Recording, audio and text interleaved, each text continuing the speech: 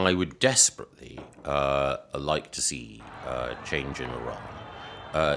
Not just because it would be a liberation for people who've been suffering under the most grotesque oppression, and oppression which, as you say, has once again been horrifically violent, but also because one would hope, you can't be sure, that if there were a change in Iran, that would advance the cause more broadly of peace in the Middle East, because Iran has been the sponsor of violence in Yemen through the Houthis, in Lebanon through Hezbollah, in Gaza through Hamas, and Iran, of course, was the biggest sponsor and supporter of Bashar al-Assad in Syria.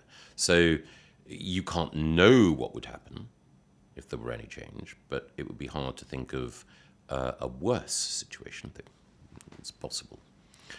But the process of changing a government, when that government is armed and determined to stay in power, and the opposition, as far as one can tell, is principally led by angry merchants, enraged students, dispossessed civilians, unless there is a fracturing within the regime itself, then I would worry that it will be able to reassert control. So in Syria, a very different country, Bashar al-Assad, through sheer ruthlessness, was able to hold on to power until eventually the forces arrayed against him were able to overpower him.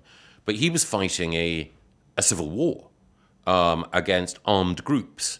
And what we have in Iran is not a monopoly of force, but a concentration of force on the side of the regime.